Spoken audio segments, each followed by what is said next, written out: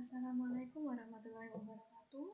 Pada video kali ini saya akan membahas mengenai menciptakan nilai dan loyalitas pelanggan. Menciptakan nilai dan loyalitas pelanggan ini ada di materi manajemen marketing ya. Nah, mungkin kalian sudah tahu apa itu menciptakan nilai ataupun loyalitas pelanggan. Sering didengar di kehidupan sehari-hari kita ya. Ada pelanggan loyal nih, gimana nih cara nyiptain nilai pelanggan?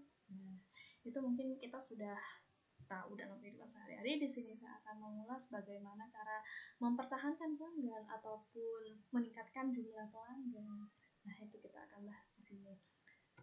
Nah, apa sih latar belakangnya yang kenapa kita harus mempelajari hal ini, ataupun apa yang pentingnya di dalam meningkatkan nilai loyalitas ini. Oke. Di sini ada latar belakang di mana yang pertama itu adalah meningkatnya pesaing bisnis. Nah, pesaing bisnis ini kalau kita lihat dalam kehidupan sehari-harinya kita, di sekeliling kita, menjamurnya toko-toko kecil, menjamurnya toko online. Sekarang di marketplace sudah ada e-commerce yang banyak sekali, termasuk saya sendiri ini juga membuka usaha di e-commerce. Nah, ini adalah salah satu menjamurnya sekarang ini adalah pesaing-pesaing bisnisnya. Lalu apa yang harus kita lakukan untuk mempertahankan bahwasannya ini banyak sekali pesaing, tapi bagaimana kita harus mempertahankannya, bagaimana kita menciptakan nilai pelanggan ataupun loyalitasnya. Nah, kita harus berpikir bahwa pelanggan itu adalah merupakan aset penting suatu bisnis, merupakan aset untuk menjalankan dan mempertahankan bisnis kita. Tanpa pelanggan, bisnis kita tidak akan berjalan dengan lancar. Nah, tanpa pelanggan, modal kita akan tetap menjadikan sebuah barang yang ada di stok gudang kita. Nah, oleh karena itu kita harus mengubah pola pikir kita, struktur organisasi tradisional menjadi organisasi modern. Yang dimaksud mengubah organisasi tradisional menjadi organisasi modern, di mana pada organisasi tradisional yang dulunya itu hal yang penting itu ada di direktur, hal yang penting ada di yang di pucuk piramid. Kalau kalian tahu gambar piramid yang ada di marketing, kalau di pucuk atas ini ada direktur. Ini adalah organisasi tradisional. Akan tetapi karena banyaknya untuk meningkatkan persaingan dan menciptakan nilai loyalitas pelanggan, kita harus di puncak ini mengubah. Di puncak harus pelanggan. Nah, kalau di tradisional pelanggan itu ada di bawah sini. Tapi di modern, struktur organisasi modern itu ada di atas. Itu. Apa yang kita pelajari di sini? Yang pertama itu cara menciptakan nilai dan loyalitas pelanggan. Yang kedua, bagaimana perusahaan menarik sekaligus mempertahankan pelanggannya. Nah, itu kita yang akan bahas di sini. Nah, di sini ada pengertian nilai dan loyalitas pelanggan. Nilai menurut sumber dari Wilson et al. Dan teman-temannya itu adalah penilaian keseluruhan dari konsumen atas utilitas suatu layanan berdasarkan persepsi tentang apa yang diterima dan apa yang diberikan. Jadi pelanggan itu membeli suatu barang, dia sebelumnya menilai barang tersebut dengan persepsinya mereka, dan dia ternyata menilai apa yang dia pikirkan sebelum membeli dan apa yang dia terima setelah diterima barang setelah mereka membeli barang. Itu adalah sebuah persepsi nilai. Nah, kemudian untuk loyalitas menurut Oliver di dalam Kotler ini, nah itu adalah komitmen yang dipegang pelanggan. Komitmen yang dipegang pelanggan untuk membeli atau mendukung kembali produk jasa yang telah sebelumnya dibeli oleh pelanggan. Nah, meski ada pengaruh situasi atau usaha pengusaha yang berpotensi keberalihan pelanggan. Yang dimaksud loyal ketika ada suatu barang yang mirip dengan barang kita yang dibeli oleh pelanggan kita, dan pelanggan itu menemukan barang yang sama dengan barang kita, akan tetapi dia akan tetap membeli di bisnis kita. Nah, itu adalah termasuk ciri-ciri adalah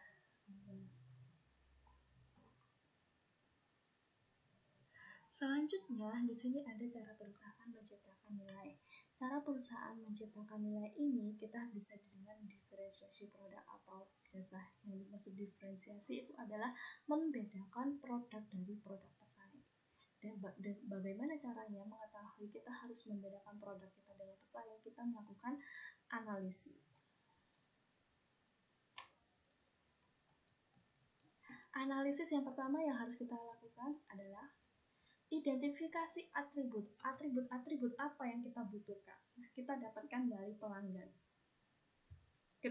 Nah, cara melakukannya kita memberikan kuesioner kepada pelanggan.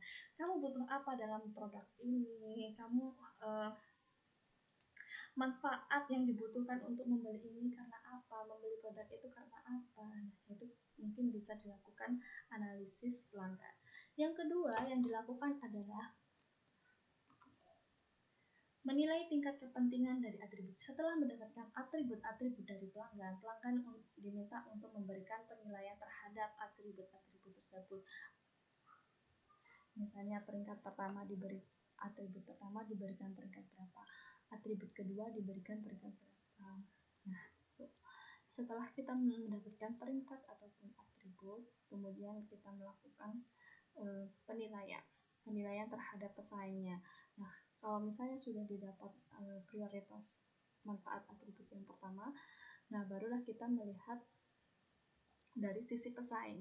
Apakah sisi pesaing ini atribut yang dibutuhkan oleh pelanggan itu ada atau tidak? Kalau misalnya ada, itu kita harus push diferensiasi produknya atau produk ataupun dari sisi jasanya. Kalau misalnya tidak ada, ini adalah satu kesempatan yang sangat penting untuk bagi perusahaan dalam menciptakan nilai ini. Kemudian, mempelajari bagaimana pelanggan pada segmen tertentu menentukan peringkat kinerja perusahaan terhadap pesaing berdasarkan syarat atribut. Nah, itu seperti tadi setelah kita memperoleh atribut ataupun peringkatnya, kita melakukan analisis mau diapakan produk ini. Setelah mengetahui dari sisi pesaing seperti ini, barulah kita menganalisis. Dan yang terakhir itu kalau sudah ditentukan langkah apa yang akan dilakukan oleh perusahaan, barulah mengamati nilai pelanggan sepanjang waktu. Dari sisi ini. Yang pertama, salah satu cara diferensiasi dari sisi produk maupun jasa itu bisa dilihat dari, kalau dari segi produk di atribut bentuk. Nah, bentuk ini bisa perubahan struktur fisik pada produk. Misalnya sekarang lagi heboh-hebohnya pada ponsel lipat, yang biasanya ponsel itu adalah cenderung yang layar sentuh atau layar tombol yang dulunya tombol kayak seperti keyboard itu, kemudian sekarang sudah ada touchscreen. Nah, kemudian lalu ada ponsel lipat. Nah, setiap hari itu terus akan berkembang dengan ide-ide dari perusahaan-perusahaan untuk mempertahankan antara persaingan bisnis ini. Jadinya dia mendiferensiasi produknya. Kemudian fitur ini dari sisi pendukung yang memvariasikan dan melengkapi fungsi dasarnya. Pada contohnya, pada Galaxy handphone Z Flip itu dilengkapi dengan fitur Eye Care Display. Nah, itu kan salah satu fitur pendukungnya untuk mengurangi kelelahan mata dan gangguan tidur tanpa mengurangi output warnanya. Bagaimana pelanggan kita itu tidak lelah dalam melihat handphonenya itu, dia melengkapi dengan fitur Eye Care Display-nya. Salah satu contoh dari fitur. Nah, yang ketiga itu ada penyesuaian. Penyesuaian ini itu menyesuaikan produk tersebut dengan keinginan pelanggan. Nah, ketika perusahaan mampu melakukan proses mass customization, misalnya pada produk mainan, misalnya contohnya pada produk mainan kayu ya, dengan mesin CNC dia akan menghasilkan bentuk sesuai dengan keinginan pelanggan. Saya membutuhkan mainan seperti ini, mainan kayu seperti ini. Nah, perusahaan dia akan menciptakan bentuk sesuai dengan keinginan pelanggan. Yang penyesuaian bisa bisa dari sisi bentuk, fitur, pokoknya apa yang disesuaikan, yang diinginkan sama pelanggan bisa didiferensiasikan dari sisi seperti itu. Nah, yang keempat ini ada kualitas kinerjanya. Nah, kualitas kinerja produknya kan di sini dari sisi produknya. Jadi kualitas kinerja produk. Nah, ini menyangkut karakteristik utama produk saat beroperasi. Nah, contohnya pada produk Apple itu menggunakan sistem operasi iOS yang buatan Apple-nya sendiri. Nah, konsep mobil store khusus Apple ini efektif kinerja karena berkat pemilihan bahan kualitasnya tinggi, memberikan kenyamanan pengguna menggunakan Apple dengan Apple Store-nya sendiri. Itu contohnya. Kemudian kualitas kesesuaian. Kualitas kesesuaian ini itu dimana semua unit yang diproduksi itu identik dengan memenuhi spesifikasi yang dijanjikan. Apa yang pelanggan mau, dia sesuai, kualitasnya itu sesuai dengan apa yang dia pengenin. Nah, kalau yang dinamakan tidak sesuai, misalnya dia pertama kali beli dia bagus, kemudian beli lagi dia malah ada yang beberapa bagian itu yang defect, contohnya seperti itu. Yang keenam itu ada ketahanan, durability, yaitu umur harapan produk. Contohnya dari sepeda motor itu digunakan, misalnya sering digunakan di jalan perkotaan, digunakan dalam desa. Nah, itu dengan dilakukan perawatan yang setelah dirawat oleh pemiliknya itu akan bertahan hingga misalnya 4 tahun. Nah, ketahanannya itu sampai motor ini ketahanannya sampai 4 tahun. Nah, itu contoh laginya misalnya mesin dipukul dengan besi tidak penyok. Nah, itu ketahanan dari mesinnya. Reliability, keandalan. Nah, ini adalah tingkat kegagalan pemakaian. Artinya apakah produk sering tidak dapat apakah produk itu tidak dapat dioperasikan sesuai fungsinya utama karena ada masalah teknis, ataukah lancar-lancar saja. Nah, mesin ini digunakan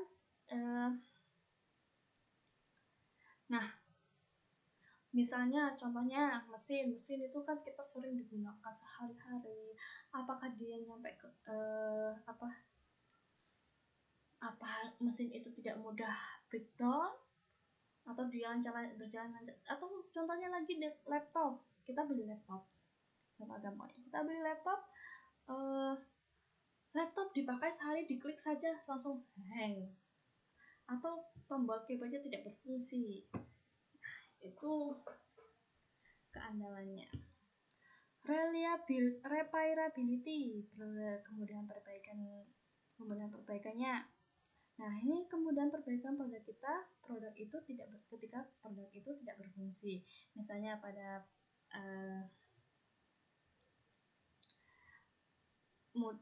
kemudahan, contohnya ketika kalian membeli baju ya, dia sering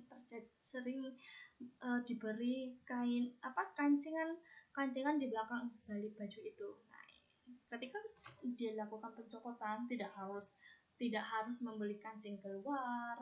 Nah, dia sudah menyediakan stok kancing yang ada di belakang baju. Nah, itu mudah sekali. Itu adalah diferensi produk atau produk dari produk baju yang dibeli. Kemudian style.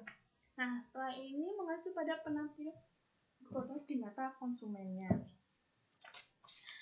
Ketika dari sisi produk sudah tidak ada yang bisa didiferensiasi, kalian bisa mendiferensiasikan dari segi jasanya. Nah, contohnya di sini ada kemudahan pemesanan. Nah, kemudian pemesanan misalnya JNT sekarang bisa dia ada drop point juga. Drop point sprinter datang ke tempat untuk mengambil barang tersebut. Nah, ini sangat mudah sekali untuk memesan JNT sekarang. Pak, saya ada barang misalnya. Nah, dari pihak JNT atau sprinternya dia akan datang ke alamat yang dituju. Kemudian ada delivery, pengiriman. Ketika kita melakukan pengiriman barang tersebut itu datangnya sudah defect atau dia aman-aman saja. Nah, jadi kalian harus memperhatikan pengirimannya, jangan sampai barang itu nyampe ke customer tapi hancur. Kemudian ada instalasinya. Dari instalasi sendiri ini di sini mengacu pada pekerjaan yang dilakukan untuk membuat produk beroperasi. Nah, misalnya kemudahan install aplikasi JNT yang mudah didapat di Play Store-nya. Nah, untuk langkah selanjutnya itu ada pelatihan pelanggan. Kalau pelatihan pelanggan di sini ini mengacu pada pelatihan karyawan pelanggan untuk menggunakan peralatan pemasok dengan benar dan efisien. Misalnya di sini contohnya JNT. Ini memberikan petunjuk cara tracking atau check out di web JNT atau di aplikasinya sendiri. Nah, selain itu, selain di jasa, itu ada konsultasi pelanggan. Di konsultasi pelanggan ini mengacu pada data, sistem informasi dan layanan nasihat yang ditawarkan penjual kepada pembeli. Nah, ini misalnya contoh ini tadi JNT itu memberikan pelayanan customer care 24 jamnya. Nah, selanjutnya di sini ada pemeliharaan dan perbaikan. Ini di sini ada menggambarkan program layanan untuk membantu pelanggan mempertahankan produk yang dibeli dalam kondisi yang baik. Nah, misalnya contohnya di sini JNT membantu mengirimkan produk dengan kondisi barang tidak rusak. Nah, selanjutnya itu ada pengembalian. Pengembalian itu membuat produk yang dikembalikan menjadi lebih sedikit dan persentase tingkat pengembalian yang dapat dikembalikan ke saluran distribusi untuk dijual kembali lebih tinggi. Misalnya ada program pengembalian berupa uang ketika barang hilang. Nah, itu salah satu contohnya. Nah, selanjutnya itu ada nilai yang dipersepsikan pelanggan. Nilai yang dipersepsikan pelanggan artinya menurut Kotler di sini ini nilai yang diapresiasikan pelanggan adalah selisih dari total manfaat dengan harga. Jadi selisih ini sama yang customer cost-nya. Total customer benefit itu jumlah dari produk benefit, manfaat dari pelayanannya, manfaat dari personilnya, ya itu image benefitnya. Nah, untuk customer cost-nya itu sendiri uang yang misalnya monetary cost ini uang yang dikeluarkan oleh pelanggan ketika berbelanja produk. Nah, kemudian ada time cost. Time cost ini misalnya waktu yang dihabiskan oleh pelanggan ketika berbelanja produknya. Energy cost itu adalah besarnya tenaga yang dihabiskan oleh pelanggan. Nah, kemudian yang terakhir itu adalah psychological cost. Itu biaya berupa rasa kesal atau senang selama proses memperoleh pelayanan atau konsumsi produk tersebut. Nah, ini adalah contoh dari customer benefit dan customer advocacy-nya sendiri. Lalu bagaimana attracting dan retaining pelanggan? Nah, di sini untuk attracting atau menarik customer itu dengan mengembangkan iklan dan menempatkan iklan di media yang menjangkau prospek yang baik. Nah, kita harus memberikan iklan pada media yang menjangkau prospek yang baik. Sekarang lagi gencar-gencarnya misalnya di aplikasi TikTok. Nah, bisa kita mengembangkan iklannya di sana atau kita melakukan kerjasama dengan influencer untuk mempromosikan barang kita. Nah, kemudian lalu bagaimana dengan retaining customer? Nah, untuk retaining customer ini bisa dengan mengurangi tingkat keberlainan pelanggan. Ketika sudah ada pelanggan yang loyalitas, kita harus fokus dengan pelanggan yang loyalitas tersebut. Karena apa? Di satu sisi, biaya yang dikeluarkan oleh perusahaan untuk mencari pelanggan itu lebih mahal dibandingkan dengan kita mempertahankan pelanggannya. Nah, kemudian yang terakhir ada dinamika retensi pelanggan. Nah, di sini di retensi pelanggan di sini kita harus memelihara hubungan bisnis yang berkelanjutan dengan pelanggannya. Ketika kita harus mengidentifikasi pelanggan mana yang berpotensi dengan prospek yang bagus. Kemudian yang kedua itu pelanggan tersebut dijadikan klien, orang yang mendapatkan perlakuan khusus di mata perusahaan misalnya. Yang ketiga, setelah menjadi klien, mungkin perusahaan bisa menjadikannya anggota dengan mulai program keanggotaan yang menawarkan manfaat bagi yang bergabung. Nah, kemudian ada dari anggota menuju menjadi advokat. Nah, advokat kemudian menuju ke mitra. Nah, itu adalah dinamika retensi dari pelanggan. Di sini ada karakteristik customer yang dinyatakan loyal itu seperti apa. Nah, pelanggan loyal itu memiliki karakteristik misalnya melakukan repeat buyer, selalu melakukan pembelian secara berulang-ulang, kemudian purchase across product and service lines. Nah, itu membeli antar lini produk atau jasa. Kadangkala di suatu perusahaan itu tidak hanya memberikan atau mempromosikan atau menawarkan produk dalam satu jenis, akan tetapi perusahaan tersebut menawarkan lebih dari 2 jenis atau lebih dari 2 lini pada proses produksinya. Nah, itu bisa. Nah, karena pelanggan itu melihat dari sisi produk A yang sering dibeli itu bagus, maka dia akan tetap ingin mencoba produk pada lini yang lain karena melihat dari sisi lini yang A ini bagus, maka dia tertarik dengan yang B-nya. Misalnya contohnya seperti itu. Nah, kemudian merekomendasikan kepada orang lain karena ekspektasi dari pelanggan itu bagus, maka dia akan memberi informasikan atau merekomendasikan kepada orang lain. Yang keempat, itu menunjukkan ketahanan dari daya tarik produk sejenis dari pesaing.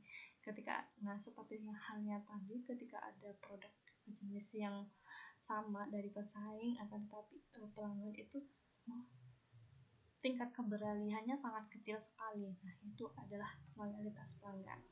Nah, untuk meningkatkan loyalitas kita dengan cara selalu berinteraksi dengan pelanggannya.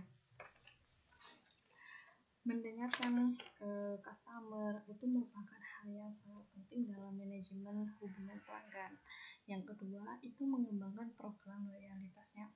Dengan cara yang pertama, kita memberikan penghargaan kepada pelanggan yang sering membeli dan dalam jumlah besar. Dalam bentuk sisi penghargaan di sini contohnya kita memberikan diskon. Yang kedua, kita memberikan member card untuk bukti keanggotaannya. Nah, di sini yang merupakan member card ya kayak Matahari, Shopee, dia mengumpulkan poin-poin ketika dia membeli barang, dia mendapatkan poin. Yang ketiga, itu ada mempersonalisasikan pemasaran. Nah, klien itu dilayani berdasarkan basis perorangan, misalnya one by one, head to head. Nah, yang keempat, menciptakan ikatan institusional. Ikatan institusional di sini, ini perusahaan dapat memasok pelanggan dengan peralatan khusus yang membantu pelanggan mengelola pesanan dan persediaan. Misalnya dari perusahaan ada beberapa perusahaan, misalnya contohnya dia memberikan software yang menyediakan di mana stok gudang yang ada di perusahaan tersebut, kemudian bisa membeli dengan software tersebut.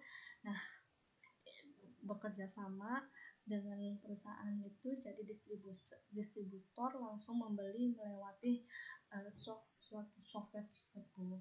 Nah, itu bisa menjadi menciptakan ikatan institusionalnya. Nah, kemudian di sini yang terakhir itu faktor yang mempengaruhi loyalitas pelanggan di sini.